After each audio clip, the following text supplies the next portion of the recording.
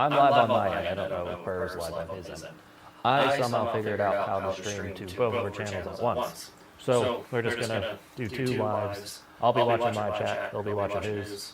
I'm BD if you don't know who I am, because I've been calling for 3 months and found Perv before me. But I think we're just gonna shoot the breeze. So whatever questions you guys have, we'll answer. Unless Perv has something he wants to talk about now, as we wait for him to come in. I'm here. I'm here now. I'm ready. Put me in, coach. Go for it. Yeah, I don't actually have anything prepped. I figured I would look at the chat. There's echoes. Give me 1 second, boys. I don't know how. Forsaken, what's up, buddy? How you doing, man?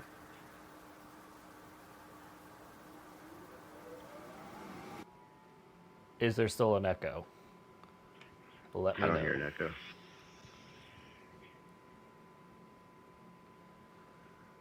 Now, if you guys can't hear me, let me know.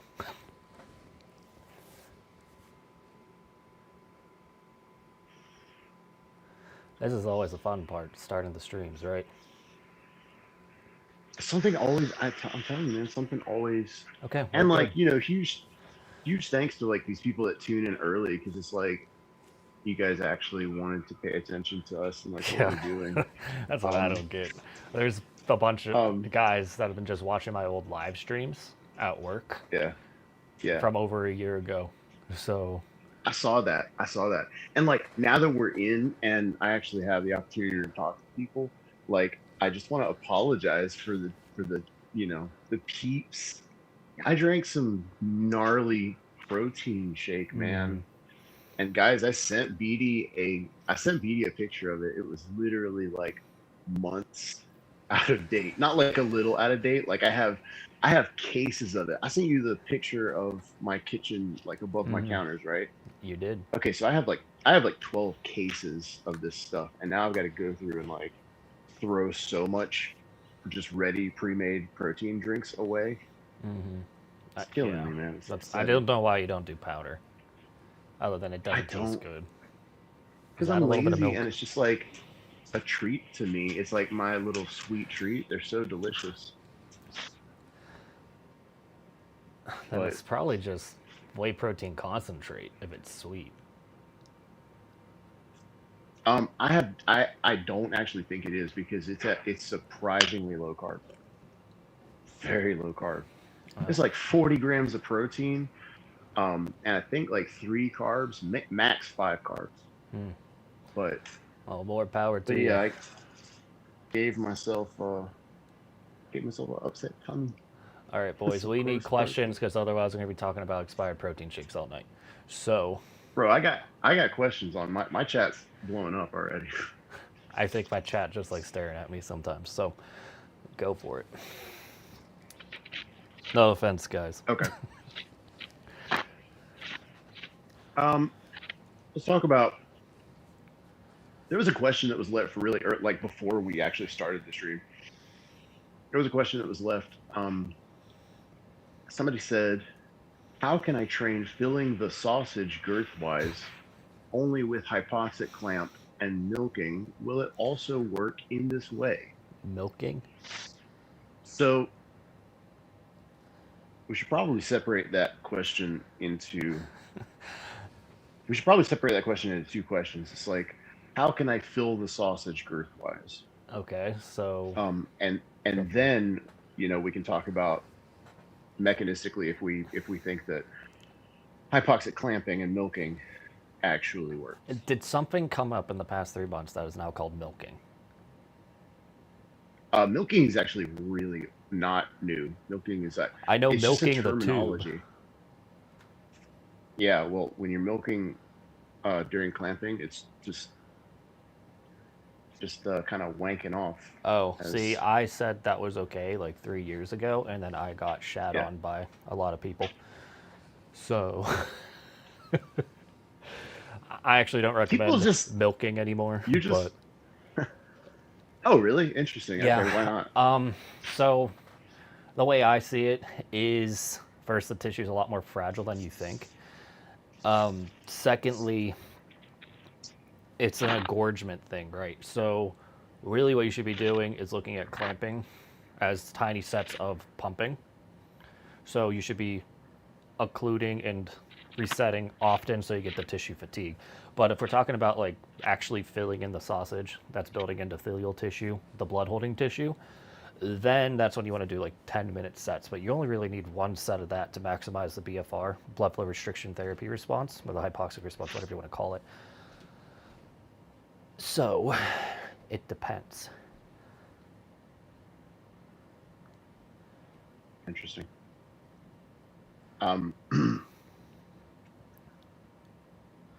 I don't have anything.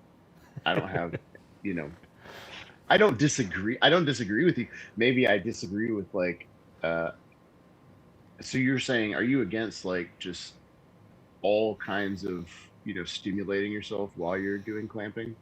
I would be very careful doing it because I Mm-hmm. didn't get pelvic floor strain per se, but I would get pelvic floor inflammation. It would give me like, I wouldn't say incontinence, but frequent urination. Like I couldn't get it all out. Interesting.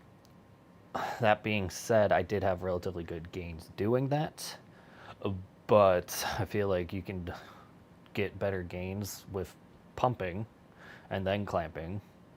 4 to 6 hours later, you edge to get like that shear stress or whatever Janice talks about. Yeah, I'm not against that recommendation. I like that. Not against that recommendation. I'm I'm rusty as not. I'm hell, not against that so recommendation. I just I'm not. Let me just let me just make my own statement rather than trying to modify yours. I go think for it. that some kind of stimulation during clamping to make sure that you're achieving a maximal erection, well, a super maximal erection is okay. Um, with the caveat that people understand that it is a very precarious situation and that you do need to tread very, very carefully. And Mm-hmm. so I'm not telling anybody like, yo, go put on a clamp and yank it hard as hell. Like actively avoid Yeah. that. Like don't yank your shit. Um, So my issue with clamping in general, it is so hard to get right, especially as a beginner, that it shouldn't even be part of hold the on. discussion. Oh, the video went out on my end for some reason. It came back. It's back now. That's It because like you have literally Cox just got Cable shut and down.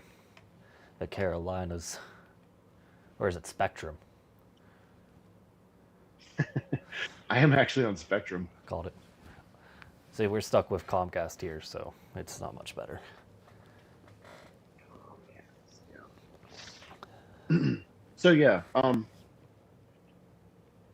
But conceptually, I don't think that you and I are saying much different of a thing. I just, I've recommended that people, you know, use like light manual stimulation. I've also actually recommended that somebody use like a vibrator, because I think that that can be see, that's another thing. something.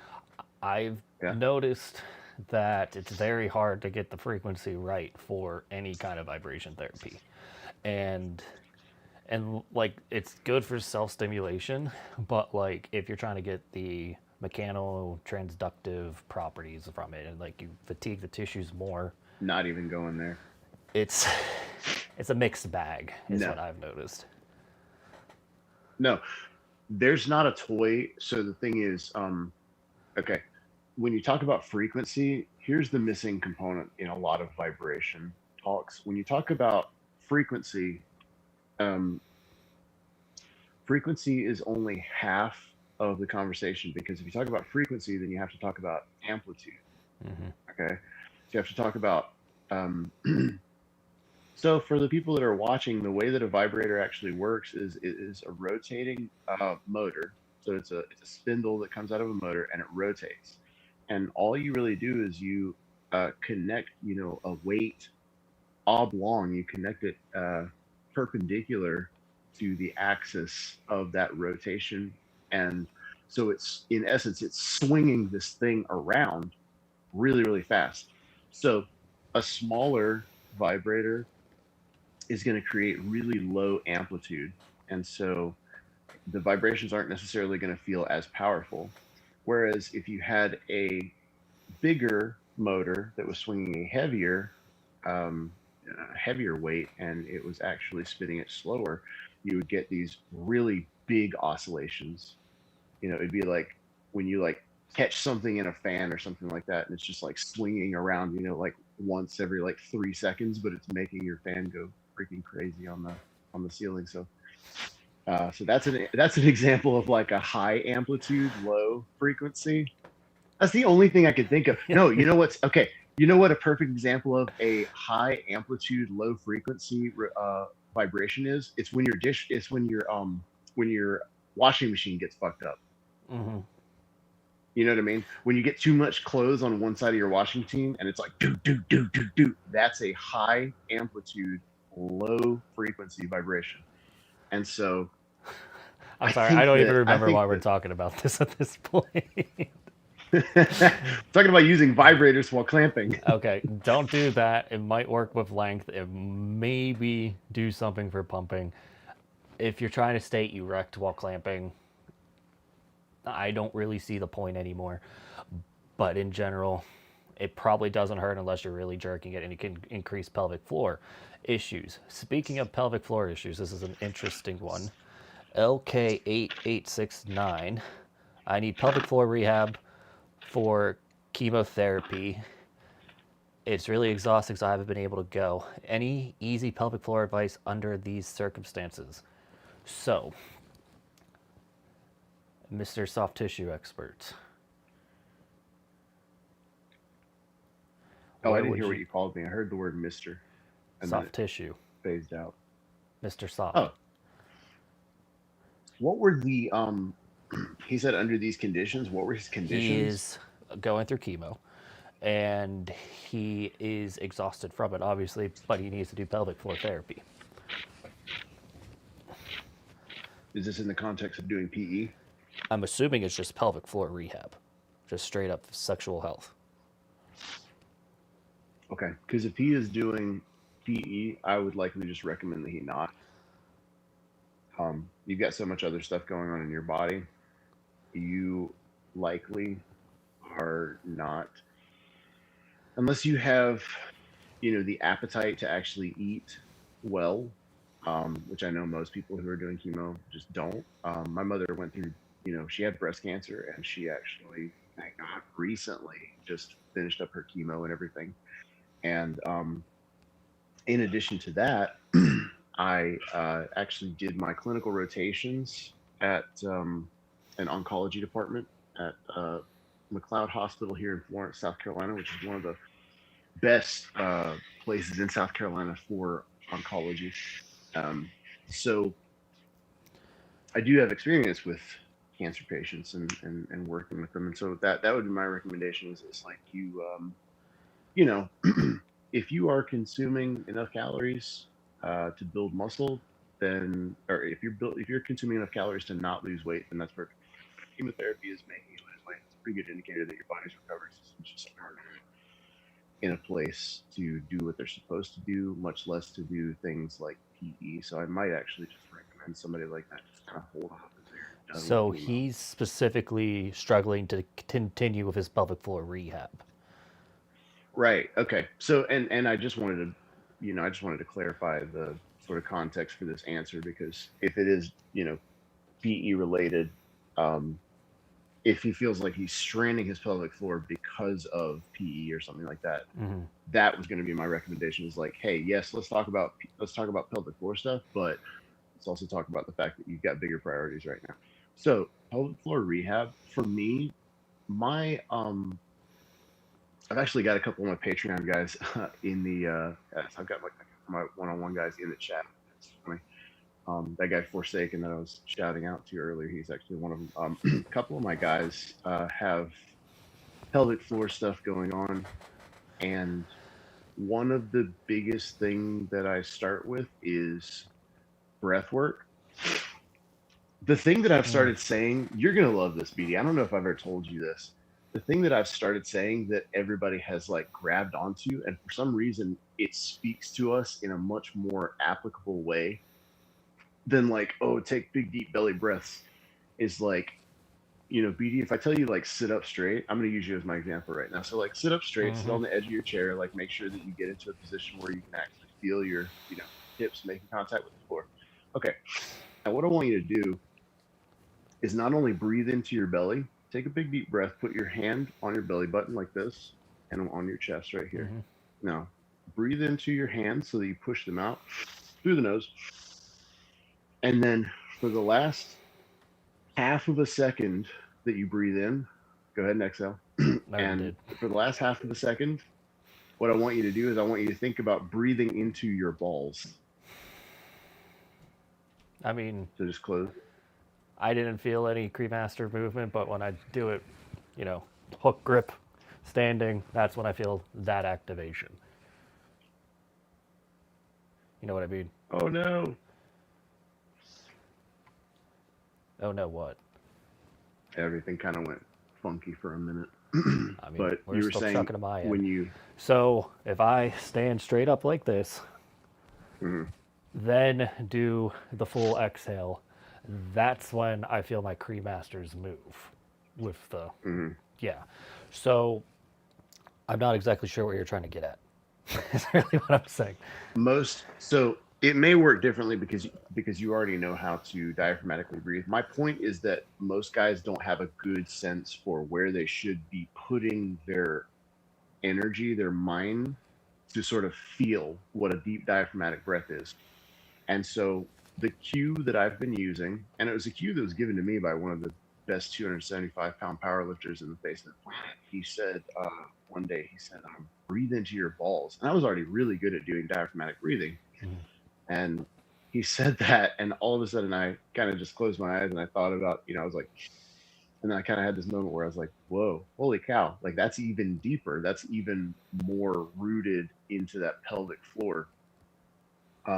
And so my diaphragmatic breathing was good and well enough for me to like squat 700-800 pounds at that point in time, but it wasn't fine tuned to the point where I was, actually touching Okay, my pelvic so I floor. think we're going to have to back up a bit because I don't think most people know what deep belly breathing actually means.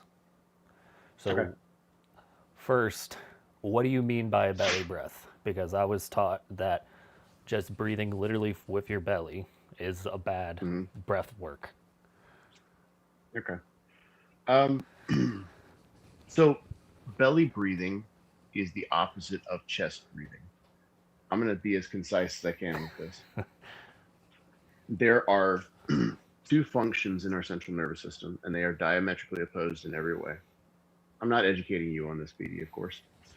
Mm-hmm. So there are two systems that we operate in, and like I said, they are completely separate.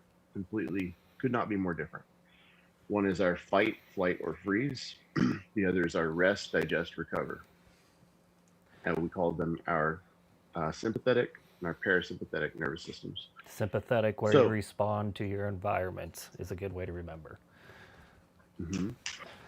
so uh, fight, flight response is triggered in the average human. Uh, I think it's like several thousands of times the order of magnitude as we were actually designed to live in it. Hmm. Our current world is just absolutely incongruous with our, sort of primal operating system. Mm-hmm. So that being said, we face a lot of these not real concrete stressors. So here's the problem. The problem is if there's a bear in the woods, you either fight the bear or you run from the bear. Either way, that conflict is going to be resolved in a little, in very short amount of time. So your body redlines, and you either fight this thing and kill it, or you fight it and you die, or you run away from it. Either way, that situation is going to end and then it's done. But our ancestors didn't have to worry about student loans and mortgages and making a living on YouTube. You know what I mean? Mm-hmm. Because those are threats that you can't really deal with in a very physical sense. They're not things that really end. So we end up staying stressed out more often than not Whereas our ancestors, they would dip into those, you know, sort of phases, get out of them really, really quickly. One of the hallmarks of being scared out of your mind, being overstimulated, is breathing with your chest. So, breathing with your chest, breathing with your clavicles, your upper cervical ribs, we call stress breathing, right? And so, what happens when you chest breathe is you see this part of your body move. It's a stress breath. Okay. So, you see that happen. Yeah, in really, really extreme cases, think of if you've ever actually seen somebody who's really scared or somebody who's like really exhausted. They will do what's called like triangle posture. They'll typically like put their arms down on something and they'll actually raise their shoulders. That's called triangle posture. And what it's doing is it's actually lifting the rib cage so that they can actually breathe further up into the apex of their lungs. So they'll do triangle posture, and it's like you watch somebody stress breathe and they're going, it's all this movement up here. Okay. So that stimulates our fight, flight, or freeze mechanism. So what you guys would Belly. know that as is like Go ahead. an anxiety attack almost, where you get the tightness in your Yes. chest, is what he's referencing. Yes. Exactly. And that's also one of the reasons that it causes chest pain, is because you are having this metabolic stress that you're building up in your actual chest cavity. And so, funny enough, it's not a heart attack, but you are actually depriving all of this cavity, you know, this entire your thoracic cavity. You're depriving it of vital oxygen. So wild as it may be, whenever we chest breathe like that, we're breathing a lot, but we're actually not exchanging oxygen very well because people tend to stress breathe through their mouth, and just shutting your mouth and breathing through your nose at the same exact rate actually results in 36% less oxygen exchange for 19% more energy expenditure. So it's really inefficient and it's not meant for us to be doing all the time, but we all end up doing it. Um, that being said, the opposite of stress breathing is belly breathing. Okay, so belly breathing is what happens below your sternum right here at the bottom of your rib cage. And that's when you do this. Okay, so stress breathing is this. I'm going to breathe with my chest, so watch my shoulders. Okay, now I'm going to breathe into my belly. Yes, there is chest movement in the last little bit of it, but the chest isn't what initiates the breath. And so if I do this sideways, I am wearing shorts. So if I do this sideways with my hoodie, you can see what I'm doing is, and I'm exaggerating, obviously, I'm not that fast, but that's where you want. So that's belly breathing. Belly breathing is also called circumferential breathing. Um, it is the way that we stimulate the vagus nerve. The vagus nerve is the nerve that drops down behind our lungs, behind our heart, and it is the main nerve of the parasympathetic nervous system. So when we massage that nerve with body movement like diaphragmatic breathing, it immediately calms us. So one of the things that I've been having some of my coaching clients do is what is called it's this called oh my gosh, agonal breathing. You ever heard of this? No. Oh, no. Sorry, it's not called agonal breathing. It's called a something sigh. Oh my gosh, how am I forgetting this? Rusty. I'm looking really bad right now. Yeah, almost Anyways, nailed the it's landing.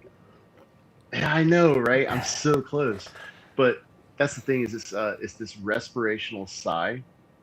And what it looks like is this. It's really, really cool. You should try it. So it's a belly breath separated into two parts. So it's a big, deep breath, a hold, and then a smaller, deep breath on top of that, almost like topping off your reserves. So what it looks like is going.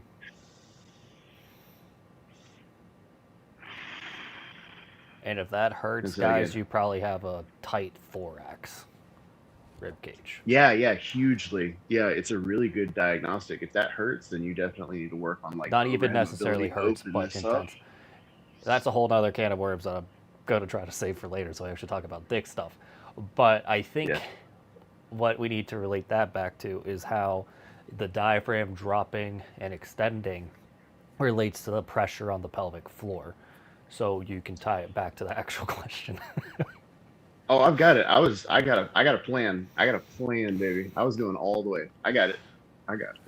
All right. So, um, the way that we teach anatomy and physiology in the West is very disconnected. It does not honor the fact that we do not, as humans, our central nervous system does not control muscles; it controls movements. At no point in your development does your brain ever say, "I'm going to move my psoas, and then I'm going to move my sartorius muscle, and then I'm going to move my adductor magnus." No, it says, "I'm going to bring my ankle up like this." Okay, it's literally like that easy. So, your Maybe for brain doesn't you. segment. Your That's a brain doesn't 3 second segment movement for things. me. Bro, you got to work on your mobility.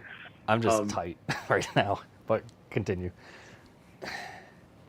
Maybe you should take this time to do some respirational sighs then while I talk and break this down. It's the chair. Um, So I have a 36-inch inseam. It takes a lot more planning to not hit stuff. But like, I don't want to no. hear it. I don't want to hear it. um, so, anyways, the way that breathing relates back to PE is because um, our body does not think of the fact that we have a diaphragm, we have low back musculature, we have a pelvic floor. It doesn't. Our body literally treats our diaphragm, our low back musculature, specifically this muscle in our low back called the quadratus lumborum, and then our hip flexors, which are your iliacus and your psoas, and then your pelvic floor musculature, all of the small intrinsic muscles of the pelvic floor. It treats all of those as one continuous sheet of muscle that has a contiguous function. Okay. Mhm. So every time that you activate your diaphragm, you are activating this tissue wall that goes from front to back on your diaphragm, down your lower back, on the inside, down the lower back. So on the front part of your spine, and then it goes down into the pelvic cavity and lays on your pelvic floor. So, like I said, anatomy isn't really clean. If you've ever done like a cadaver lab, you find out really quickly that there is no such thing as like one muscle.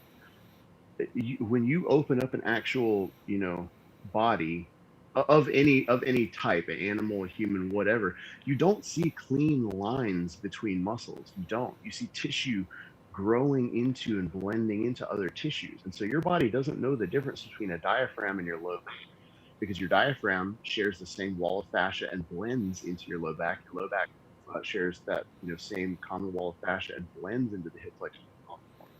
So why should we give a shit about this? Well, practically because the guys that I have doing breath work make better gains. Period. That's just it. End of story. Like, I actually have a lot of my guys doing breath work to see if they can get better elongation. One story in particular that I can share with you, I might have already told you about this, BD. I had a guy who was like doing amazing. He was following the program. He was just in a groove. And then one week, his numbers just dropped like 5 millimeters out of nowhere.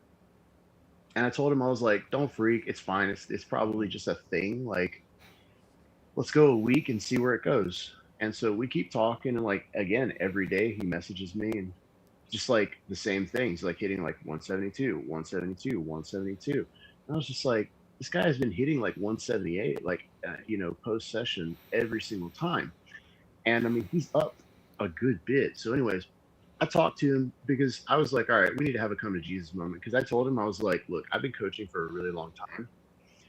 I said, so you're either not doing something I told you to do, or you're doing something that I told you that I, didn't tell you to do. Like, something doesn't make sense. And so he was very honest with me. He was like, no, dude. He was like, I'm following like to the letter. And I just asked him, I was like, how's life? What's going on? Turns out this guy was having a bitch of a time at work, and it was just stressing him out. It was like ruining his day, and clearly it was ruining his PE. So I literally told him, I was like, hey, I was like, let's try some breathing exercises and taking some magnesium before our next set. Let's just see what happens. No expectations. Let's just see what happens. Context, magnesium's a muscle Immediate, relaxer. But continue. yeah. um, immediate PR. He hit 179. So 6 millimeter difference from taking magnesium and doing these respiration drills for the first 10 minutes. Okay, so was he doing this So while he did PE, or did he do it prior? magnesium 30 minutes prior, and the breath work is for the first 10 minutes of the session. So for the first 5 minutes, I prescribed him diamond gel as a warm up. And so he was doing this respiration while he was doing, and I kind of told him to make it this thing where I was like, turn the television off, like let's just try and make PE, and let's try and like really focus on what we're doing here. So, I had him I was like, after you do that, you can turn on the television. I don't care what you do. I said, but let's turn this into a meditation of sorts where we connect you with your body and really work on your breath work and try to bring our focus and attention to what we're doing. And just, 10 minutes. And he texted me like ecstatic. He was just like, he was like, I just hit a fucking PR. And I was like, that's the power of breath work, baby. So there's a lot to unpack there. But if you guys couldn't really figure out what Adam was saying, is when you shift into the parasympathetic response, that allows more blood flow to the genitals, and it also causes the soft tissues globally across your body to relax. Therefore, he was able to elongate more. And on top of that, if they are growing faster in a more parasympathetic state, it's because they're getting more blood flow to said genitals, which then allows for more nutrient delivery and faster growth. And then on top of that, since erections are basically nothing but soft tissue, if they're relaxed, they're easier to stretch. Your size can literally increase when you're relaxed compared to stressed. And I can speak to that for myself. But yeah. Not only that, we have data to absolutely prove that long-term exposure to your parasympathetic nervous system actually biases you on a cellular level to create better, healthier tissue. So engaging your parasympathetic nervous system quite literally causes the fibroblasts in your penis to create softer, more supple types of collagen.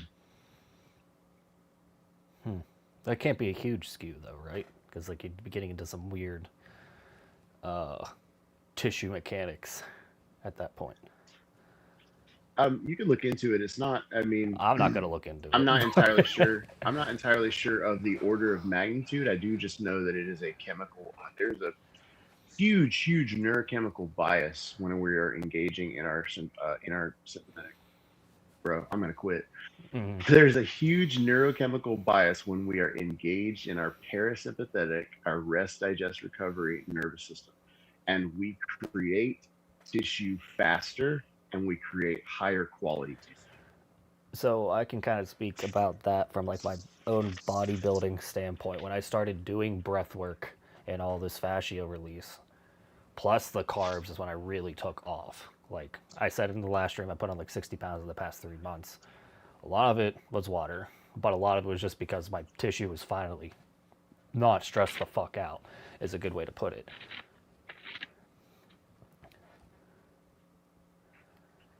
Yeah. So short recap. Short chest breathe, make pee small. Big belly breathe, make pee long. Okay. The other thing about belly breathing, I think calling it belly breathing is kind of counterintuitive. I think what's really happening is we're focusing on the lower ribs expanding, right? And then the back is also expanding when you do a belly breath, right? It's kind of an industry specific term. It's a calling it belly breathing is not specific to me. Belly breathing is it's a clinically used term. It's not something that is. I get that, but what I'm saying is it's kind of misleading of what's actually happening. Maybe. I mean, Because the I think if diaphragm you drops, right, and that causes correct. pressure on the lower abdomen. But what's really happening is your ribs are expanding this way. So, like what I said in my other stream is like I feel it breathing in my armpits because the ribs are Um, expanding laterally instead of forward. to to a degree, you're not entirely correct about your mechanism. What you're feeling, sorry, um, because if you think about it like this, the diaphragm is connected to the base of the ribs Mm-hmm. circumferentially, okay, and so its natural relaxed state is to be umbrella shaped Mm-hmm. because it occupies our chest cavity, right? To make the So the vacuum, way yes. that we activate, yeah, the way that we activate it is that muscle actually contracts. So we tend to think of the muscle going and dropping down, but it doesn't actually drop down. It tightens from the edges of the ribs. That's how a Okay. muscle would work. If you think about it, Right. it's tightening from the periphery to the center. So by tightening, it's dropping. Yes. So technically, you are having implosive pressure at the base of the ribs and then explosive pressure in the intercostals. Does that make sense? Yeah, so it's So doing that's why you feel it this. in your armpits. Yeah. Yeah. So the reason that we call it belly breathing is not necessarily because you're breathing into your belly, because of course the bottom of your lungs is right here. It's above your sternum, you know, Mm-hmm. it's right here. So yes, it's just because your chest cavity is separated from your abdominal cavity by your diaphragm, and of course, since we're lowering this, this tissue has to move out of the way, Mm-hmm. and it's actually a really it's a restorative thing that happens to our abdominal cavity. We know that respiration, deep belly breathing, moving all of that tissue really helps with our intestines peristaltic activity. So it helps with digestion not only by activating the sympathetic, Yeah. Sorry, but I'm just realizing that's why I get the shits now after the gym. Because I do my breath work before yeah, my workout, so. yeah, no, it's funny that you mentioned that. Like, you know, I'll mention something funny, but like, yeah, to finish my thought process, yeah, when you drop all of that down, you're massaging the intestines, and that is one of the reasons that it Mm-hmm. increases digestion, it increases peristaltic activity. But yeah, dude, people have to pee after they get massages, and they have to like sit after they get massages all the time, Oh, yeah, well, that makes sense. just because of that parasympathetic nervous system engagement. It's like 90-minute massage, and like people will pee before massages all the time, and then they'll literally be like, "Oh my god, I have to piss so bad, I have to piss like a racehorse." It's literally just because of that. It's like you're stirring up metabolic waste, and you're like actively purging the lymphatic system. You're literally manually draining the lymphatic system during a massage. And so yeah, people will be like, I have to piss like a racehorse. Okay, so let's get back to PE for a bit. Do you have any questions lined up? Because I Let me have see. one I from Forsaken. To settle this once and That's for my all. dude. Yeah. Um, Is he on your chat? he is on my chat. He's now a mod. But anyway, I see this question pop up Oh, often. Does ejaculating after PE ruin gains? um, I'm kind of in a state where I'm like, I've come into contact with some information recently that might be changing my mind on this subject. Mm-hmm. If you'd asked me a few weeks ago, I would have said no. It wouldn't matter. Now, what? It wouldn't matter. It doesn't matter if you masturbate before or after, I mean. Yeah, I would have said it. I would have said it doesn't matter. Um, Now I've come into contact with some information that is. It's not changed my mind. It does have me. It does have me less sure. I am curious. I am actively in the process of forming an opinion on this, because that's, you know, what you do when you're being scientific about something, is like you reevaluate as the data comes in. Okay, so what's Um, changed your opinion, or at least challenged it? the dramatic rise in prolactin after an orgasm potentially has ramifications for soft tissue work. Okay, so explain to us laymen why prolactin would hinder soft tissue mechanics. Because the only thing I can think of No. is that it's the only thing I can think of is that any microinflammation in the tissue is effectively flushed out of a pressure erection, right? Because of the high blood flow state, you pull away any inflammation you have. Therefore, the fibroblasts have to start from square one. Therefore, you have to take more time to recover. So I would have again. That's sort of a thought that that's something I would think about. However, I don't think it cell matters sig. enough to like really bring into discussion. But like if you have all your other metrics kind of on the fringe and then you masturbate, you're probably not having a good session. And then the other thing, speaking from personal experience, is I usually just end up playing with myself instead of actually doing my session.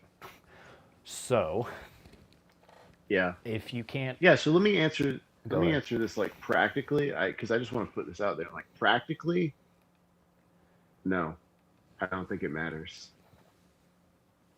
Potentially, theoretically, it might, I think the difference but is going to be so negligible it doesn't matter unless you're excessively masturbating. that's pretty much where I'm at right now. And again, that's subject to change. That's subject to change for sure. Um, I intentionally try to be never too sure about anything, but I tend to not have an opinion if it can get me in trouble. Yes. that's bullshit. That's I not was true just at I was all. just quoting you. I mean, I'll put my foot down when I have to. Uh, um, yeah, I don't like having opinions if it's something that's like I can't back that shit up 100%. You know. I mean, I'll talk my ass out of it. That's for sure. Like I will shoot the breeze, whatever gets the views. Um, all right, I got a lot of Yeah. questions on breathwork, but I feel like we lost a decent bit of people because we were talking about breathwork for too long. What do you got? First of all, if people tuned out because of breath work, they need to fuck off because I'm that just is saying. literally We were going for no. 20 I'm minutes. serious. That's fine. You know what? I'm gonna put my foot down and I'm gonna let everybody in the chat know right Okay, now. hold If on. you are not willing, Aren't we okay, doing two podcasts next year? My physiology one. next year. Yeah, Yeah, my yeah, physiology one, and then the PE yeah. one.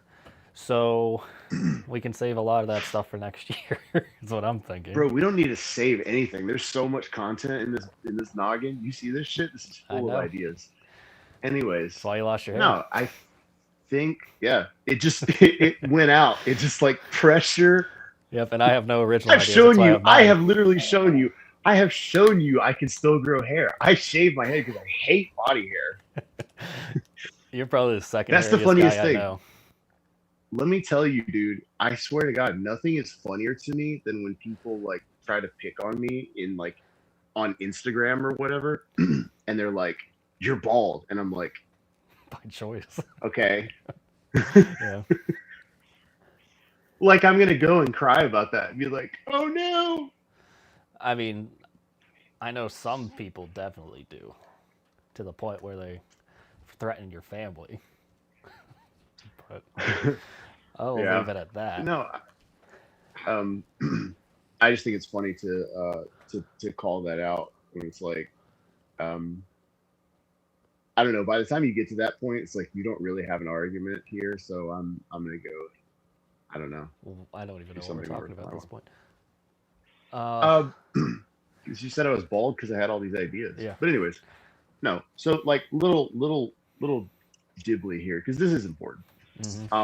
If you're doing PE and you are not educating yourself on the benefits of breath work, you are seriously missing out on a lot of gains. This is a thing that needs to happen in the PE world that is going to be a paradigm shift. We need to understand that PE is driven by the central nervous system. Um, I've been talking to BD about this for what years now At about least two. how absolutely involved in PE your central nervous system is. And for those of you who are watching who don't really have an idea about this, tissue relaxation, especially muscle tissue, especially fascia, tissue relaxation of the muscle and the fascia, and to a degree of the tendons and the collagen, is regulated by your central nervous system. And that is because the more proprioceptors that a tissue has, the more central nervous system actually has control over it. So you think about a tissue like fascia, fascia actually has 10 times the mechanoreceptors that muscle does. And we think that muscle is difficult to stretch. So if muscle is intelligent tissue and muscle is difficult to stretch, fascia has 10 times the proprioceptor as muscles. So the fact of the matter is that if we are not having discussions about how to involve the central nervous system into our PE practices, we are stepping over $100 bills to get to nickels. That's all I'll say about that. Okay, so I think a lot of people, and particularly men in this space, who don't realize how stressed the fuck out they are because that's their baseline. Like, this year has been a terrible year for me, just for a whole bunch of reasons. But I didn't Yeah. realize how stressed I was until I actually stopped moving. And it took me 2 months to get past that. Like, I finally feel somewhat relaxed, and I don't know if you guys can tell, but it has, I don't want to say completely changed my life, but I'm sleeping better. I'm eating like normally, if that makes sense. Yeah. And paradoxically, that dropped my libido because what I did is my masturbation habits put me into the parasympathetic response for my body to get that break. So, there's a Yeah. lot more to sexual health and male enhancement than just tugging on your dicks and the size of your penis that can completely change the size of your penis. Yeah. Physiological sigh. This dude in my chat answered it. It's called a physiological sigh. And yes, you are absolutely right. This He's guy is talking about absolutely when you right. breathe with your balls. Just so you Yeah. guys No, know. no, no, no, no, no, no. No? It's the double breath. The double Oh, breath thing. When you breathe in, you go. That's called a physiological sigh, and you're exactly right. BRAAFF, braff. does he watch Um, Huberman? Because he was the first person I heard talk about it. yeah, that's what he's referencing. But I'm so fucking cool. I knew about that shit before Andrew Huberman was even around. He was probably alive. I don't know if he was on YouTube, but he was probably alive.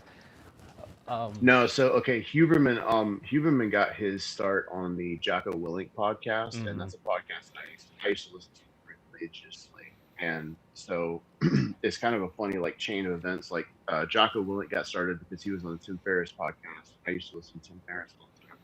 So it was like Jocko Willink Tim started Jocko started Andrew, and all great podcasts, all worth listening to for sure. But yeah, you're absolutely right.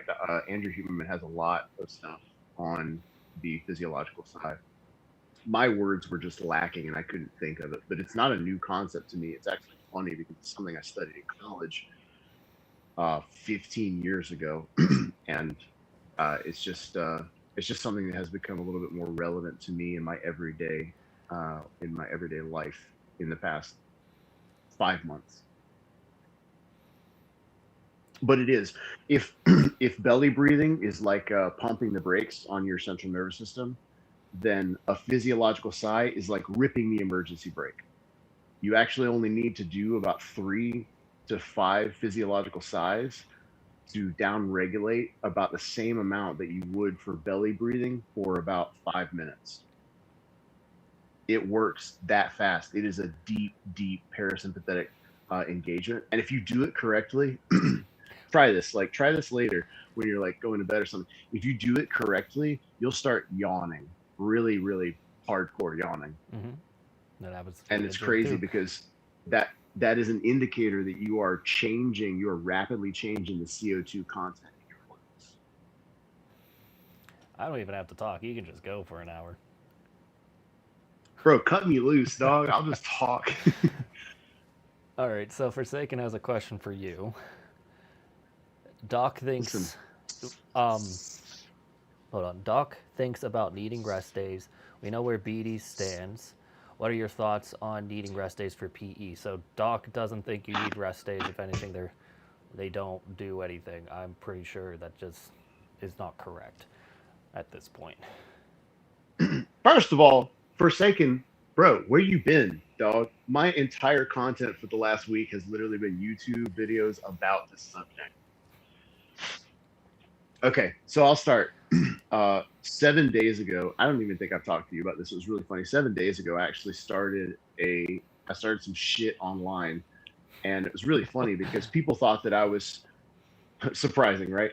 Um, people thought that I was shitting on Dr. Hank because I made a statement, and I made like a YouTube short of it. I literally said, if somebody is making prescriptive recommendations and they are saying you need to train for X amount of time, X days, doing X, then they're a fucking idiot. Those are my exact words. I said that. And people went running the fuck to Hink and they told him that I was shitting on him. They were like, he's coming after you, he's shitting on you. And the thing is, no, Hink and I talked about it. What Hink actually said, let me be very clear, especially since I have a live audience here. Let me be very clear what Dr. Hink actually said. He said, I don't think you need rest days provided your training is optimal. You could train 7 days per week and be fine. Okay. There are a lot of operant words in that. Okay. Yep. First of all, he let himself off the hook because his first statement was, I don't think. Okay. He didn't say you can. Yeah. There you have it, No, sports fans. he said, oh my God, no, shut up. I'm not doing that. I'm not saying that. Okay. He said, I don't think you, he said, I think, and so it's basically, he's not saying train 7 days a week. He's not saying, I think you should do this. Okay. He's just saying, I don't think you need rest days. I think you can train 7 days a week if your training plan is optimal. And that in and of itself, that's a concrete argument. That's like saying water is wet. It's an obvious statement. It is true. You can train 7 days a week if your training is optimal. Okay. Like you can train in the gym 14 times a week if your training is optimal. You could train 100 times a week if your training is optimal. But that's the thing, is one squat an hour. That's my point. That's my point, is that optimal, using the word optimal, sort of inserts itself and suggests certain parameters for training 7 days a week, right? So, BD, you know this because you were around me whenever I was actually competing at my best. And like when I set my 2,300 pound total, I was training 12 times a week. And so that's the thing, is it's like, is that amount I guess of training, you're doing hyper-specific exercise, a squat, bench, deadlift. So like that's the funny thing, is I was only actually squatting, benching, and deadlifting. Yeah, but everything was auxiliary, and then you're not actually stressing the central nervous system enough to fucking matter. Yeah, so people don't know this. People watch the wrong kind of powerlifters. They watch these squat, bench, dead powerlifters, and they're really bad. They are just, I'm serious. They're terrible. I'm sorry. Their training sucks. Their training sucks. I mean, you're preaching to the choir, and they're not but... good. Okay, 90% of powerlifting is bodybuilding. 90% of powerlifting is just getting the fuck bigger. More muscle equals more strength. You cannot debate that. You can't refute it. It's not possible for you to say a bigger muscle cannot be a stronger muscle. Okay? So, sorry. All things equal between two people, the one who has more muscle has the higher capacity to be stronger. A powerlifter may have higher central nervous system adaptations at that point in time, but if you give a bodybuilder a 12-week program, they're gonna whip your ass if they are bigger. Sorry, like that's just I know I'm like gonna upset some some SBD people, but anyways, like I said, 90% of powerlifting at a high level is bodybuilding, and so nobody bats an eye whenever they hear about a bodybuilder training 12 times a week. Like that's not that crazy. You know what I mean? Like doing two a days for an elite bodybuilder, that's that's easy. So the thing is that optimal? Well, you can't just throw that out there. You can't be like, hey, is training 12 times a week optimal? Uh, as a general statement or as a Okay, let's general bring this question. back to 'Cause PE. So, what that's you're what that's what I'm talking about. well, we've been talking about squat, bench, deadlift for 5 minutes, but so if we're rolling it back, Yeah. anything's technically optimal, but based off of workload, and that's what we've been preaching for a while. And that's exactly my point. Is that there are two simple concepts that I've been preaching uh, in order for you to understand if you need rest or not. Okay, so the first concept that people need to understand is that volume and intensity uh, of training and recovery must exist at a completely proportional relationship in order for progress to happen. So that means if you train this much, you have to recover this much. Mm-hmm. You can't train this much and only recover this much. Because if you train this much and only recover this much, this is how much results you're going to get. Mm-hmm. So I don't like the word overtraining because I don't think that it describes the actual metabolic issue that you're running into. I don't like the word overtraining so much as under recovering because I think you can recover from damn near anything provided that you have your recovery in place. Okay. And I think that's true of PE. I think that's true of bodybuilding and powerlifting. Right. So, However, what I'm not saying is to train every single day of the week. um, the point of the last two videos that I've made is that there cannot be a hard and fast rule about this. It's not possible for you to say. And that's why I said if somebody tells you to train X days a week doing X for this, if somebody gives you these prescriptive uh, recommendations, they're wrong. They're wrong. And they don't have any grounds or basis on which to put those. so I do agree with you for the most part. I think the problem is human psychology wants an absolute answer right away. So like the person Yeah. that's going to give you only need to do 15 minutes of bath time. It's going to be the guy you go to first because he's the one that sounds the most definitive and authoritative.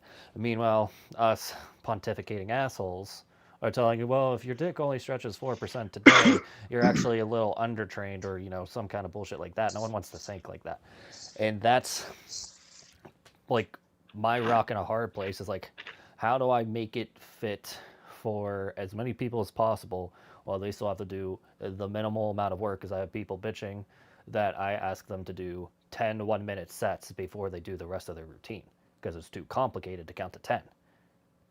Okay, so that's why I have. This is gonna sound like spammy as hell, but I have three simple things to track to determine the optimal or suboptimal nature of your program. Number one, you track your bone press stretch flaccid length over time.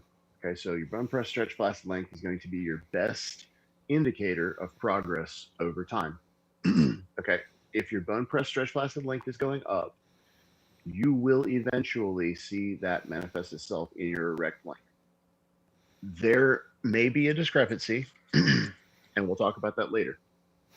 However, you can tell me if this is true in your case or not, BD. Mm-hmm. I have never seen anybody increase their BPSFL and not increase their erect length. I know of 2 clients. My hardest clients, but I know of 2 clients. Now, hold on. Are you saying it's not proportional? They didn't gain any erect length? They can Like, go so up and it's stretch just, flaccid, but they would routinely gain girth over length. that's weird. That's interesting. It's fucking weird. And But they're both wrestlers or gymnasts. That's the only correlation I can think of. maybe some Interesting. anxiety Okay. issues, and the guy who knows what I'm talking about knows I'm talking about him. But the point being Well, is stretch flaccid does not necessarily correlate with erect length for a multitude of reasons. And it could right. be pelvic floor issues, for example. Yeah. What I've been looking to is fluid dynamics. So, like, if you don't have enough plasma volume or pressure in general in your body, you're not going to be able to have the biggest erection possible. Yeah. So, but Yeah. in general, stretch flaccid is a decent indicator. I just think that number can be easily skewed based off of training and stress load at the time. Yeah. Which is why you have to track it often and over time. I don't base Preposterous. anything. I don't. I know, right? I don't base any of. I don't base any of. Well, I don't make any decisions on my client's behalf on anything less than one total week, and typically 2 total weeks of measurements. That to me is sufficient data to see, okay, was this just a fluke? And typically, if I see somebody stall, I'll make these recommendations or I'll have these conversations about lifestyle factors, stress, that kind of stuff. So, anyways, let me start from the beginning again. Number one is track your bone press, stretch, flaccid length over time. Number two is your erection quality. The second that your erection quality begins to suffer from PE, you are doing too much. That's 100% correct. Well, unless you're having bad sleep. My, Unless you're well, having I bad mean, sleep. but even, right, It's but under even so, recovery right? technically. So, Booyah, yeah. bitch. That's what I'm saying. Okay, so exactly right. So we need to understand how integral sleep is because sleep is directly proportionate, or yeah, the amount of sleep and the quality of sleep that we have is directly proportionate to our endocrine system's ability to function, right? Hmm. So, yeah, it's one of those things where I kind of make a cutoff at like a 90%. I'll tell my guys like, okay, if you aren't able to get at least a 90% erection, then that's a sign that we're overtraining. Okay, so what do you define as 90% erection? Because for me, that would be like close to an inch. Um, and IT Dave wants us to, or I mean, Waking Dream, excuse me. Waking Dream would like us to interact with chat more.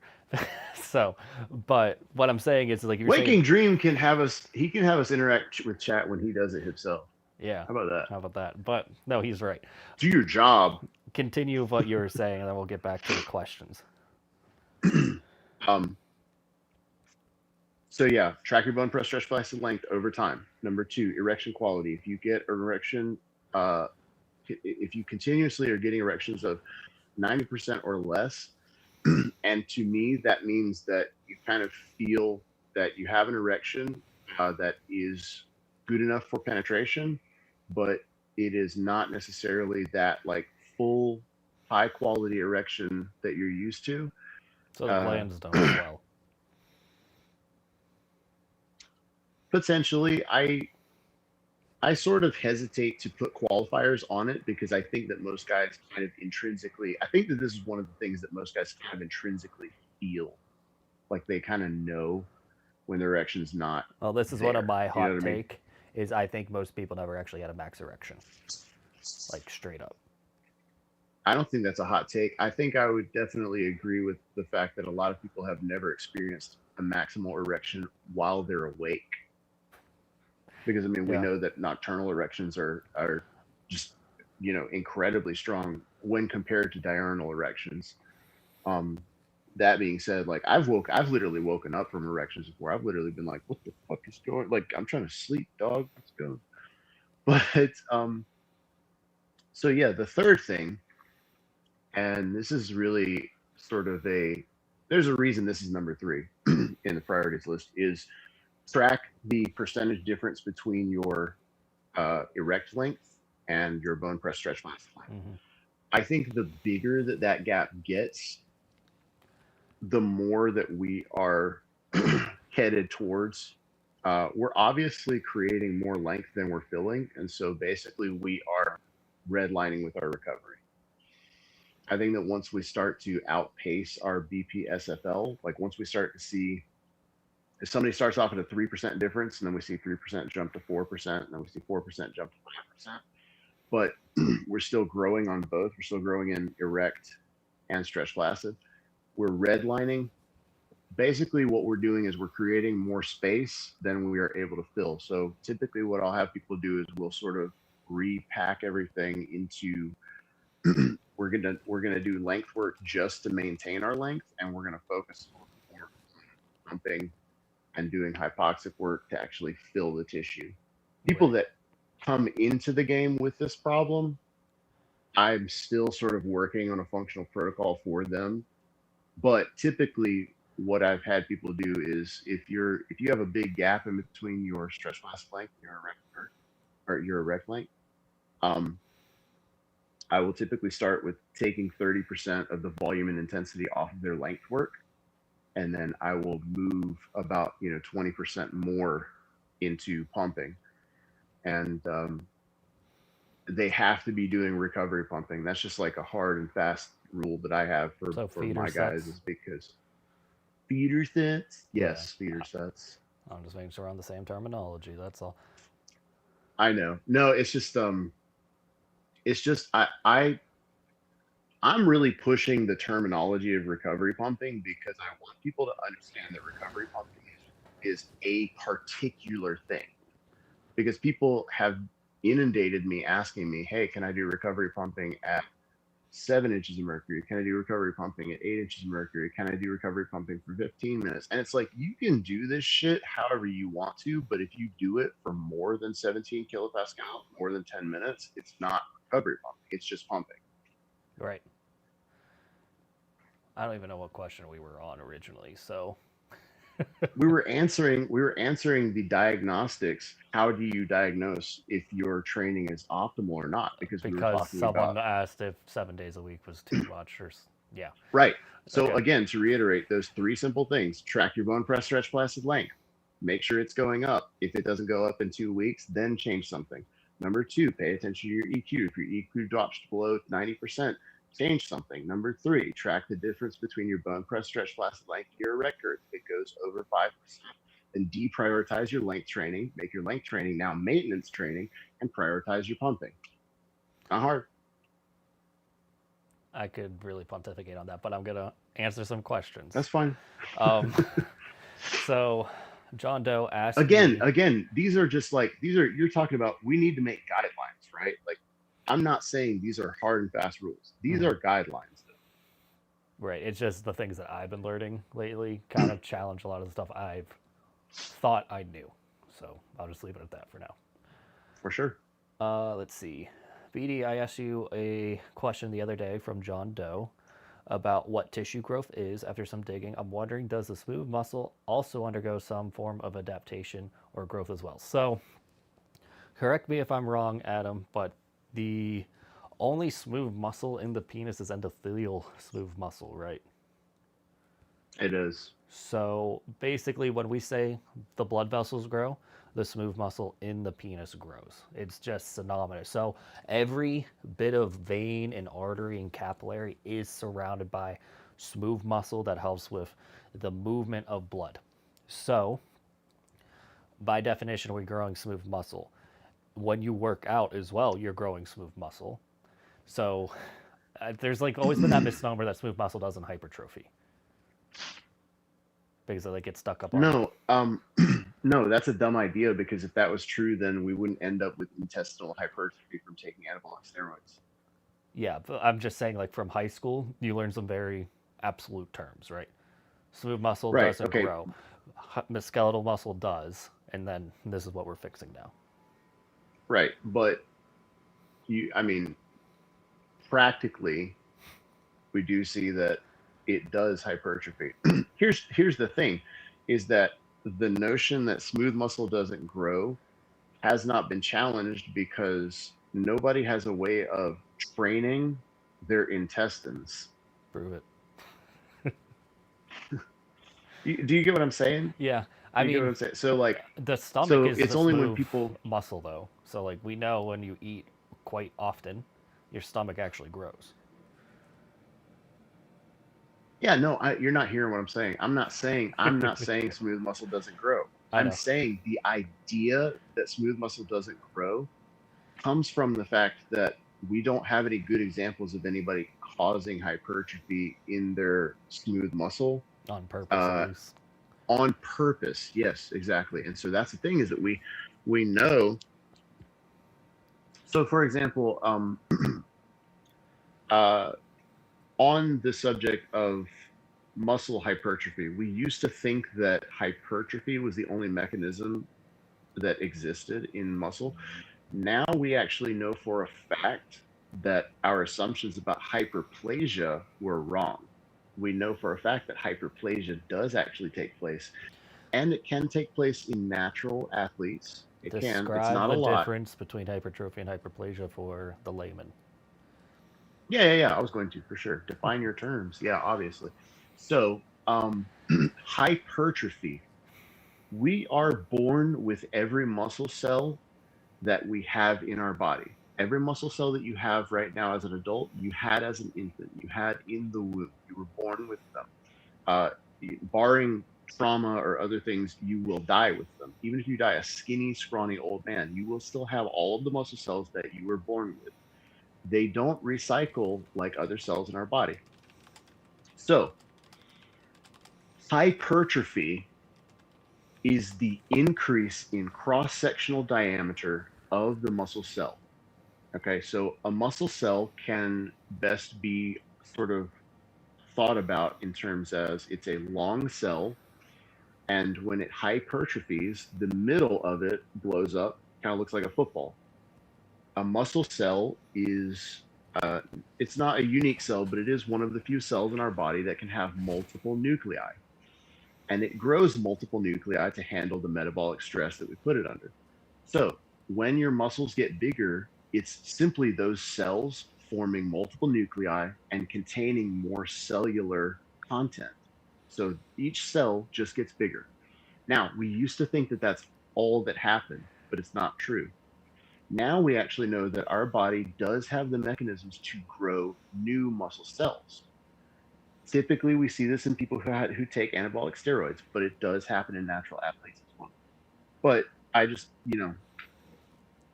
I say all that to say that no, our notions of hypertrophy are being seriously challenged, because the notion that smooth muscle doesn't hypertrophy is wrong. But it does need to be understood that hypertrophy is not hyperplasia. We don't grow new muscle cells in our penis. We simply take the cells that we have and they change shape. Does that make sense? Well, there's no muscles in the penis, but yes, so or smooth muscles, endothelial smooth muscles. But hold on, I'm trying to unpack this. My understanding, specifically of the tunica at first, that's nothing but collagen proteins, and there's no real limit on how many you can put in there. Yeah. Then endothelial muscle, smooth muscle, that is still also predominantly protein. Hmm. So we're dealing with mostly technically boundless hypertrophy if you can supply enough vasculature to support that tissue. Hmm. Okay. Yeah. The range to which a single muscle cell can increase before you hit your genetic limit, and even before it hits its non-natural limit, is quite literally absurd. Muscle cells are one of the most uh, they're one of the cells in our body that are the most capable of these radical, drastic, extreme adaptations.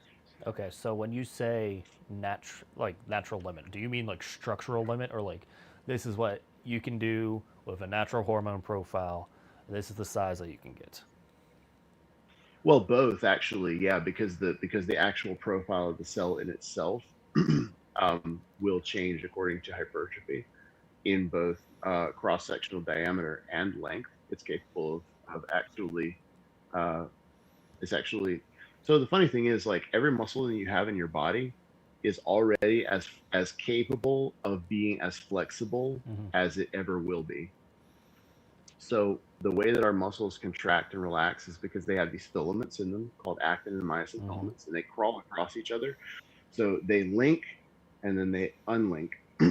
Okay, so uh, you actually have all of the cellular components in your body right now to do a full split and to tuck, to tuck your feet behind your head and all of that.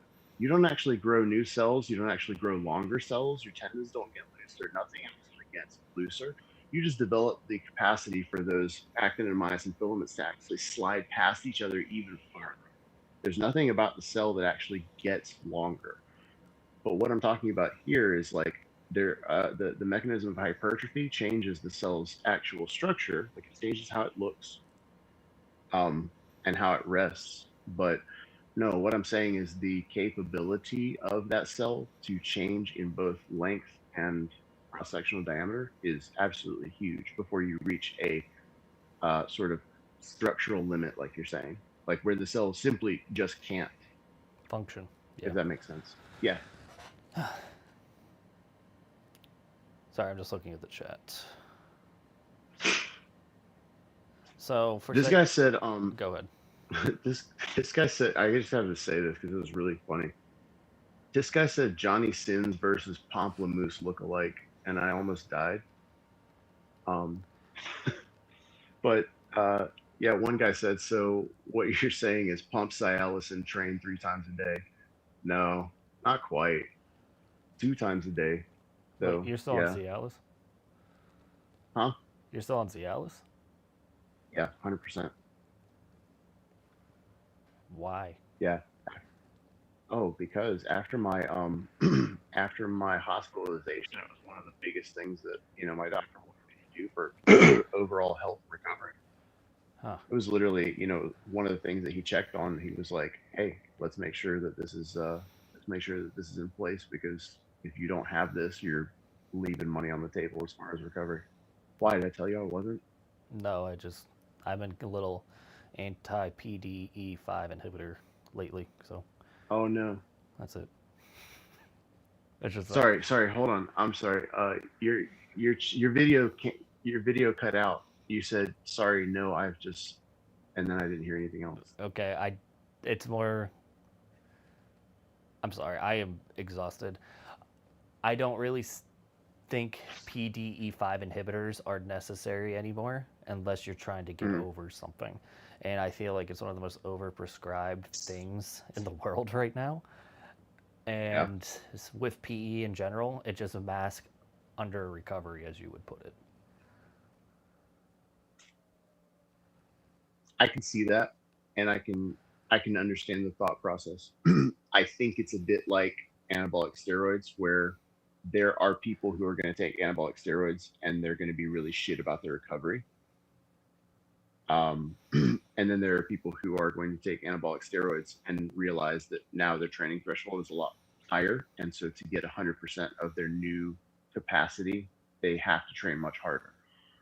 I had this huge conversation about this online the other day because it was just like, somebody was like, anabolic steroids are cheating, and I was like, yes, if your goal is to look like a natural athlete, then yeah, absolutely. Anabolic steroids are the easiest way to take anabolic steroids, train moderately hard, and you'll look like a really high level natural athlete.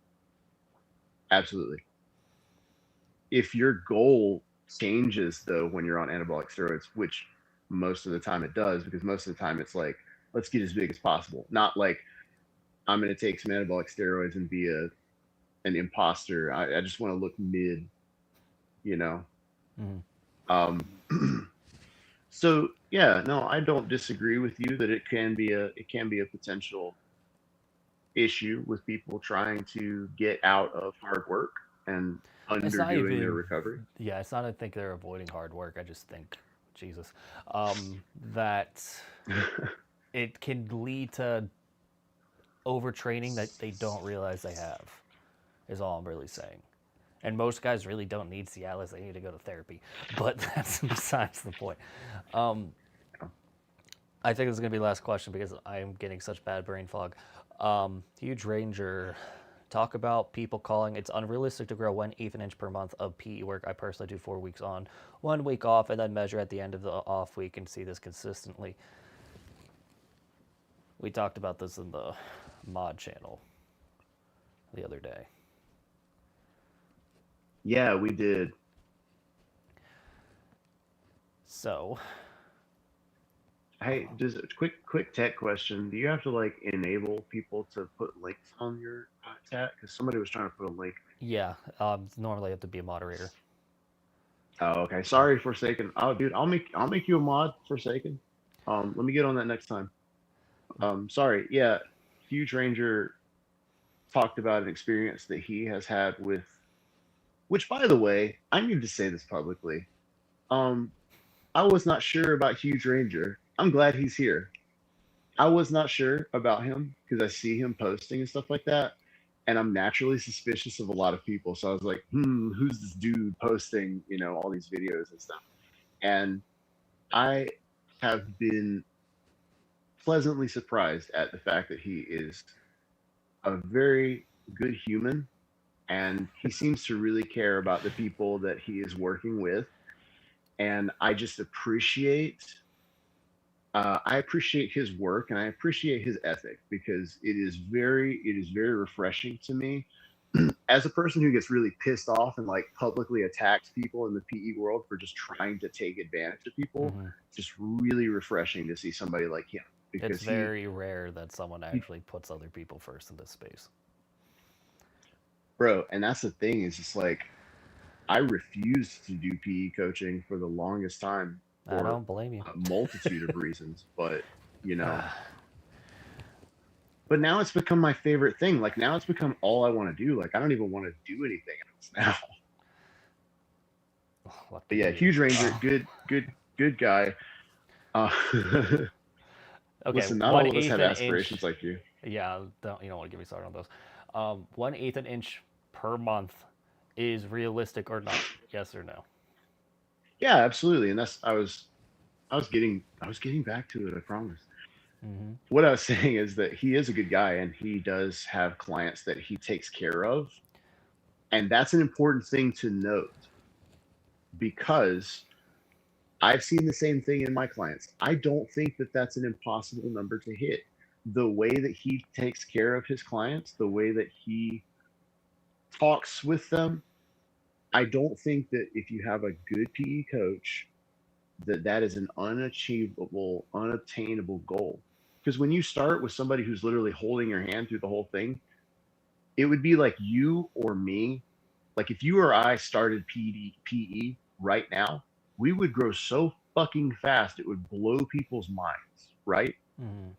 And so that's the thing is if you have a client who's willing to listen to you and just implicitly trusts you and you just dump all of that knowledge onto them and you do a really good job of tracking what's going on with them, they're going to grow like really, really fast compared to the average person who's having to learn still. They're having to put together their ideas and methodologies about.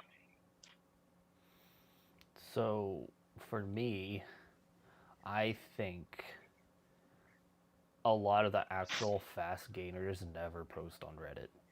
All you get is troubleshooting post. So all you ever see are the people circling around.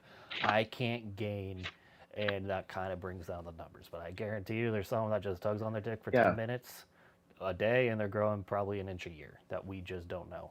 Everything that you're going to be seeing on you're the so right. forums, yeah, Yeah. like are going to be troubleshooting. So to me, might be a hot take, but I think 1/8 of an inch is a bit of a lower end of a metric if you're fully dialed in. Recovery, diet. So like again, I think a lot of gains lately are fluid dynamics. So if you're not getting your electrolytes in you and you're not having the proper plasma volume, how the hell are you going to have a big enough erection to push out your newer size? So I don't know how much someone can gain. I know that when I started tracking carbs and electrolytes religiously, I put on like at least a third of an inch just in erection quality in 2 weeks.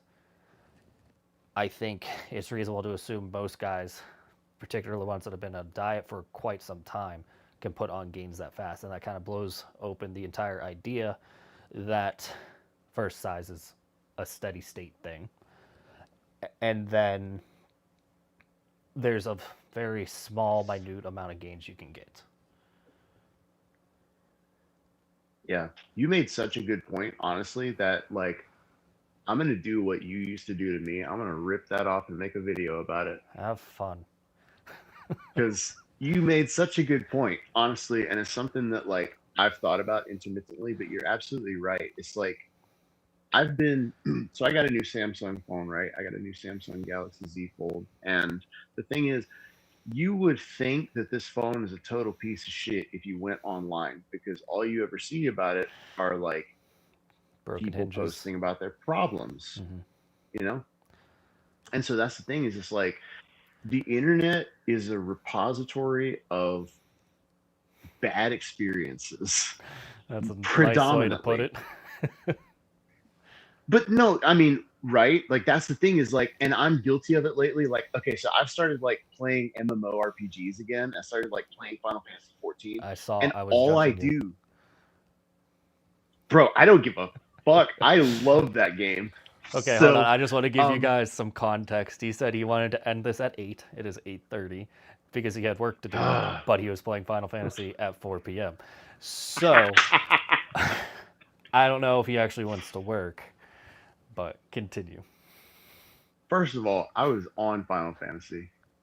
I wasn't playing Final Fantasy. Yeah, that's the problem. So, um, God, you got me so distracted. Damn it. What were you talking about, Petey?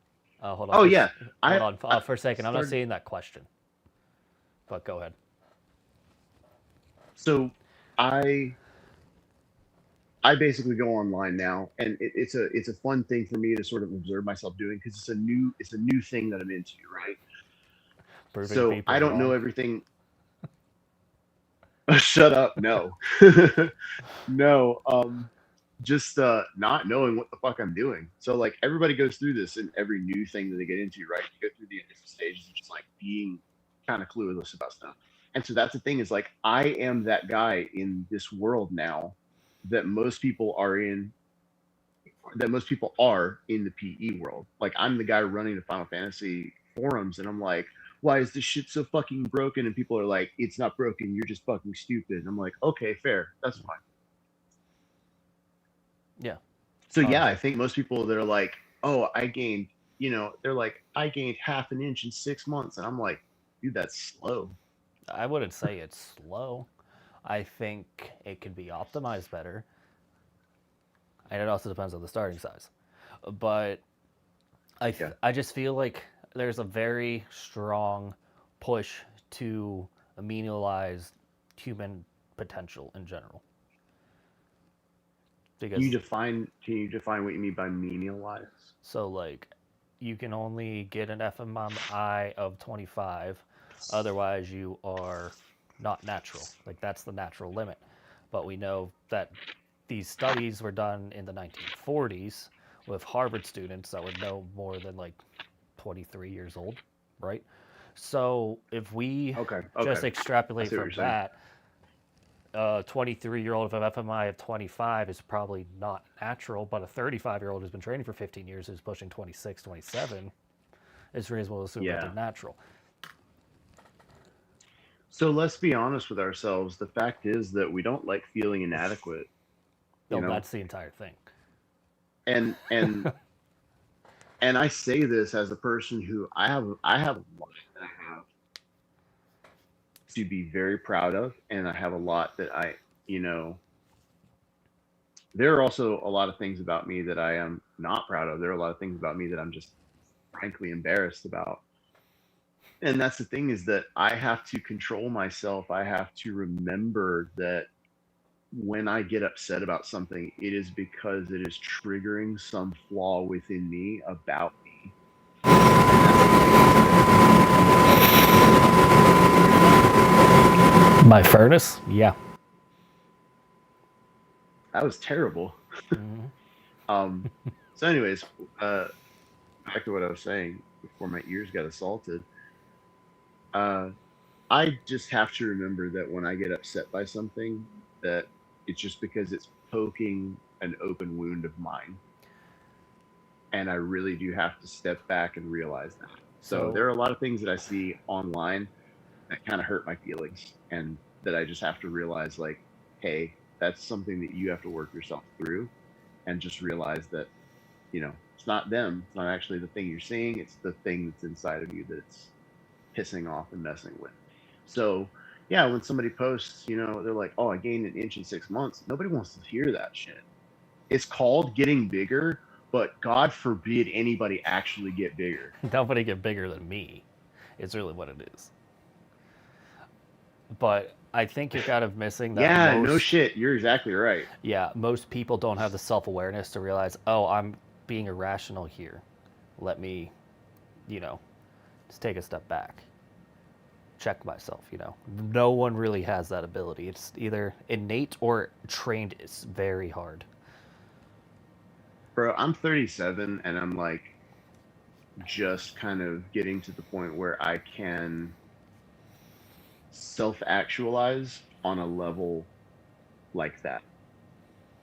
Because it's probably taken me the last 7 years of my life.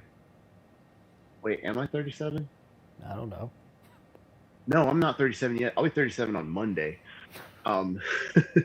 So, it's taken me like the last 7 years to get to a point where I can actually recognize my knee-jerk responses.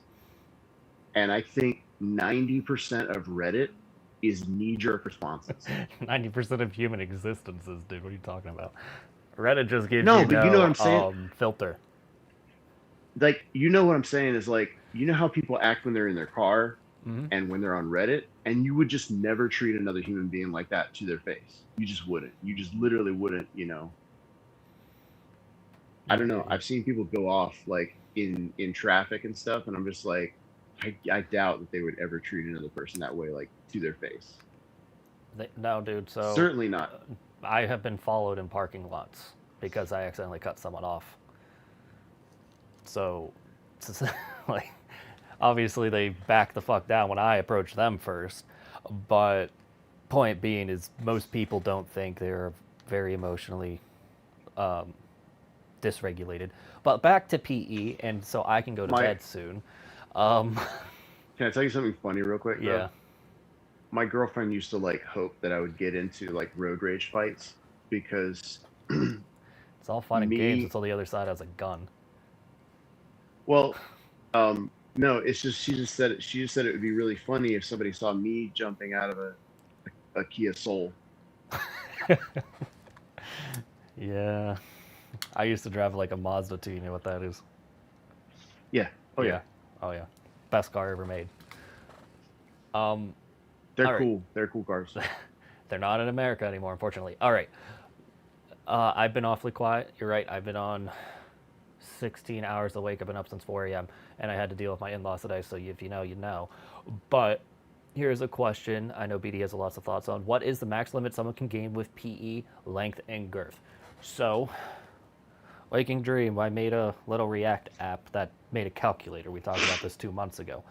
Basically, there is going to be a law of diminishing returns, right? It's logarithmic, or non-linear is a good way to put it. I think the max length you can gain is up to 40% of your adult size.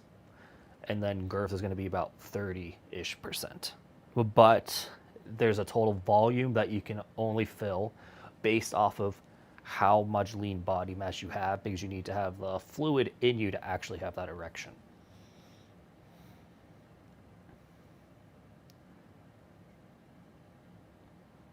Practically, I don't think that anybody's ever going to do it. Do what?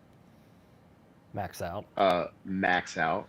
Well, I believe Waking Dream would also tell you that he is quite close to it. Yeah. But he's also been doing PE for 20 years. Is he close to that, kind of 40%, as you were saying? I don't know. Are you Waking Dream? Are you still on? But, well, okay, outside of Waking Dream, who is apparently hanging a fucking fire hose, I don't think that most people are ever going to get close to their maximum sort of genetic potential in anything. You know, it's like you see a lot of people use that terminology in like bodybuilding and stuff like that, and I Hmm. just don't think that people realize that like your genetic limit is so much higher than most people think. Like it's like most people have never watched the Olympics or like the Hmm. NFL or like dude, look at the average freaking, look at the average freaking gymnast. Like look at these, gymnasts and wrestlers. Oh my god. Like most of the Olympic level wrestlers that I know could take the stage within like 2 weeks if they wanted to.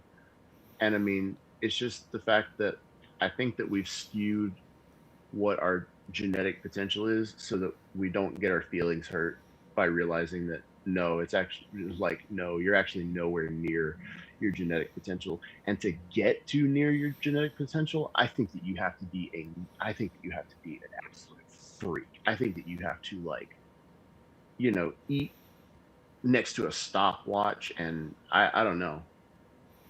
I just don't think that most people realize what the natural limit is. And so, you see these guys who are like 5'9" and they're like, a buck 90 and they're like, yeah, I'm maxing out my potential. And it's like, no. You're maxing out the easy steps, but for PE, Yeah. I think that anything beyond 12 by 8, and like, yes, that is a huge size, is next to impossible unless you're over like 300 pounds. Like, like muscular 300 pounds. Just because you're not going to Yeah. have the blood volume. Because that's like, Is there anybody, is there anybody that would even debate that with you though? Like, are there people out there who are well, like, the no, thing, 12 by 8's totally possible, bruh? well, I'm just saying like that's a theoretical limit. Most people would say that gaining more than an inch and a half is impossible. I mean, we've got so many members of the community that I feel like have gotten farther than that. That just Uh, posted about it. yeah, that's the thing is I'm like, I don't have a problem digesting that, not even based on my personal, not even based on my personal experience, which I have to repost my freaking pictures. I have to do that. I think I said this the last time that I went on a live with you because people Hmm. get on my ass all the time about it. But yeah, So feeding waking dreams information to you. He went from 6.5 to 8.5, but that shit comes a lot slower after 40. And most of his gains were in the first 10 years. yeah, that's a lot though. I mean, that's a good, It's 2 that's a chunk of inches. size, It's dog. what, a little bit under 25%? Well, no, that would have been Two 33%. So he is getting close to the solid length ass limit. inches, dog. Yeah, no. Again, I think that our actual like biological capacity, I think that it's so far out there that nobody is going to really hit it because you and I have talked about this concept ad nauseum. It's like you and I have successfully gotten to the point where it's like I just don't want to fucking do this anymore. What, PE? Yeah. Mm. And so that's the thing is like I go back and forth with it sometimes. Like sometimes I'll like I actually still pump every day because I just think it's a healthy thing to do. I Hmm. don't think I'll ever stop doing that. Um, but but I like officially stopped PE more than a year ago because it was just getting like annoying to do, honestly. And the real thing about it that I'm gonna admit is it wasn't even. I stopped not even because it was hard. I stopped because it just was getting Tedious. uh, tedious. Mm. Yeah, tiresome. Because like my sessions weren't even that long. My sessions were still like 90 minutes or less. Mine were 40, and I was like, I don't want to do this. So my thing is like since I've been doing this fertility treatment, I don't need to do Mm, PE even if I wanted to. yeah, And yeah. I'm not gonna share pictures until like it is a pretty 10 inches if that does happen. So whatever I have now is what you get until that point comes. No, that's cool. To answer Chrome 47 asked on my chat. There's Chrome. He Okay. said, "Damn." He said, "Damn, gonna have to rewatch this." Adam, have you gone over the topic from your most recent video about training intensity and frequency? It was wild seeing people misquote you. Yeah, so he must have been privy to that information because it was funny because like Pink basically woke up to a bunch of people telling him that I was taking shots at him. Oh, this is what happened. This is what happened, dude. This is crazy. So remember, I messaged you when I got my new phone, Mm-hmm. like a week, no, more than a week ago. Okay. Mm-hmm. So what happened was I posted that new video. That was the first video that I took with my new phone. Okay. And posted it. He woke up and had all these people being like, "Oh, dude, Adam's taking shots at you." And then he messaged me about it, and he was like, "Yo, people are going crazy about this." And he was obviously he was like, "I know you're not taking shots." Anyways, I didn't respond to him. And then like the next day, he said something else, and uh, he was like, "Yeah, people are still going crazy." Haha. He was like, "So what's up, man?" And then I didn't respond to him. And then the next day, he was like, "Yo, dude, are we good?" And I Mm-hmm. didn't respond to him because I hadn't logged back into Telegram on my new phone. Mm. So for days, I like left him hanging, and he seriously thought I was like pissed off at him, or he thought I was actually taking shots at him. He thought I was just like not talking to him. So, anyways, I logged back in on my phone because one of my training clients needed to get in contact with me, and I literally showed him these screenshots of all this. Like, I was like, I haven't talked to anybody on here in 7 days. So It happens. I just thought that was funny. But no, it felt like, I'm sure it felt like to him that it was like fueling the drama that other people were starting. They were like, "Oh, he's taking shots at you." And I'm like, first of all, I would not do that. Like if I take shots at anybody, it's like conceptually Mm-hmm. about things that they're doing that I dislike. It's not like I'm going to pick on anybody by like calling them. But that being said, yeah, Chrome 47, yeah, I actually already talked about that a little bit earlier, so you can rewind it. But I also did a video yesterday, I think. Yeah, I posted a video yesterday, I believe, or maybe the day before, that actually went into that concept even deeper about training and recovery. So yeah, watch that. But yeah, that was wild, man, because I'm not even like on Reddit anymore, and so I don't get to see a lot of the drama. Mm-hmm. But apparently there was this like cabal of people who just wanted there to be shit between me and somebody else in the PE world. I was like, I'm like a social capybara. Like I just make friends with everybody. Except for one very notable person in particular. Yeah, fuck that guy. Yeah, fuck him good. What my You got to issue? do something really terrible. You got to do something really terrible for me to be like, you know. Yeah, I think my But issue lately is that there has been a lot of reactionary content being pushed in the industry, and that's skewing the populace to be a lot more reaction seeking. yeah, we got a lot of, yeah. It's incels, 100%. It's literally just people like you don't have to not say it. Well, I mean, like It's their leaders in our community are being a lot more reactionary to fit the yeah, content feed, and that's one of the things that I'll never do. Is like I think reactionary content is some of the worst things you can produce because it's derivative.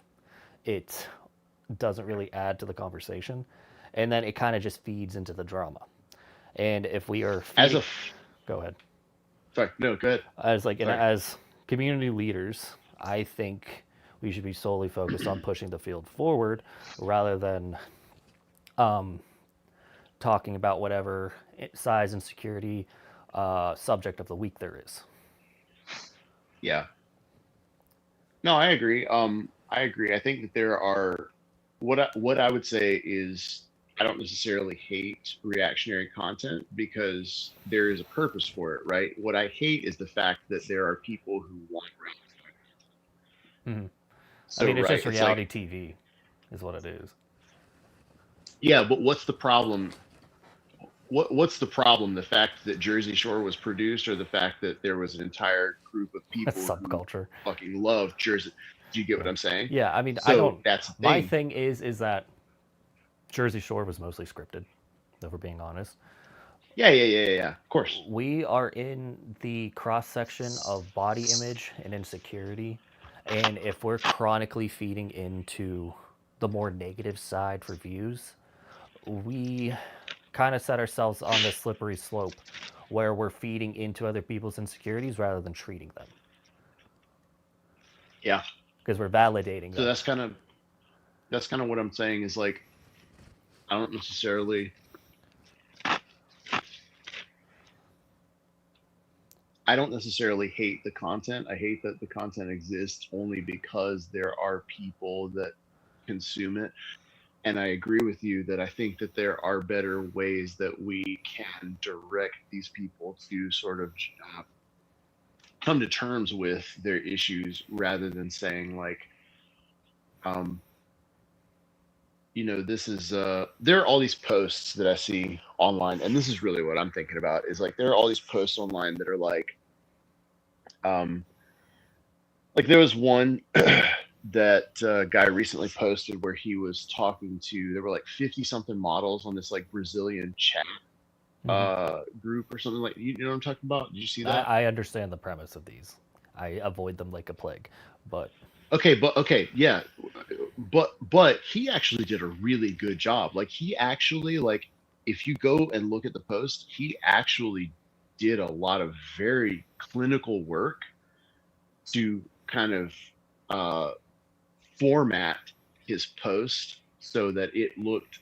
I mean, the guy clearly has some kind of background in clinical work because the mm-hmm. way that he put everything was like this is not an average person. This is very clear that you have either done studies in the real Mm-hmm. world or you are, in some way connected to probability and stats or something like that in your job.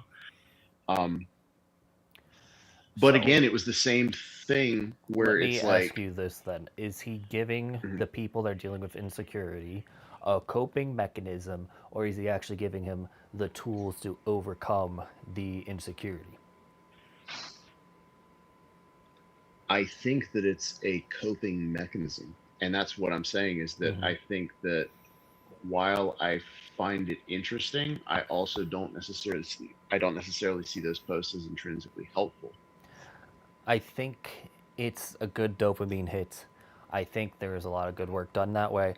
But I think if us as community leaders, I'm assuming this guy wasn't really a community leader, No, we need to look more beyond just what the medical science says about averages and talk about how your identity forms when you're younger and how that impacts you now. And this is why you think your dick is small even though you're 8 inches long.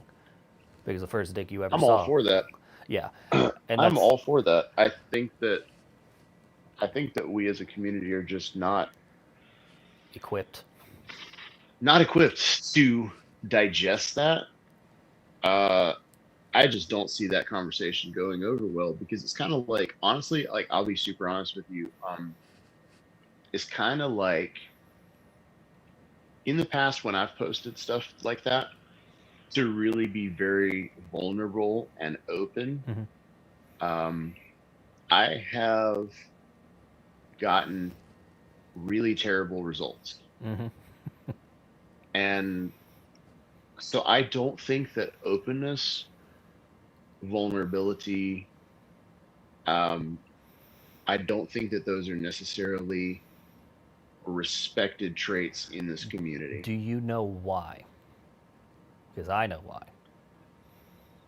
Um, it's not necessarily something that I can pinpoint. I just realized that So, what you are there's doing this attitude. when Yeah. you are talking about your insecurity and vulnerability is that you're Mhm. holding the mirror up to them, showing that they have these issues that they're not confronting.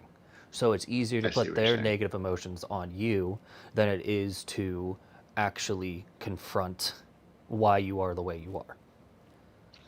So that goes in line with what I was saying earlier about when I see things online that sort of trigger me, I have to realize that it's it's not the post, it's something that is intrinsic to me that is being challenged. Mm-hmm. And that's way harder to do than say, fuck Beatty, he doesn't know what he's talking about, you know. Keto all the way, baby.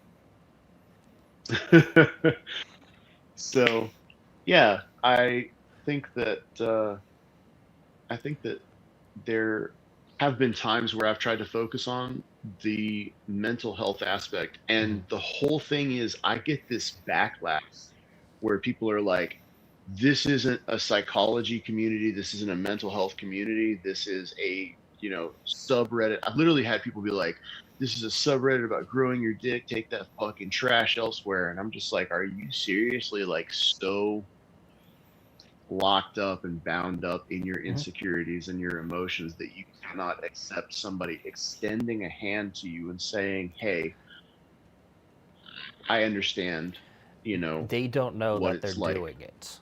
They just think it's annoying and it makes them feel uncomfortable. They don't know why they feel uncomfortable.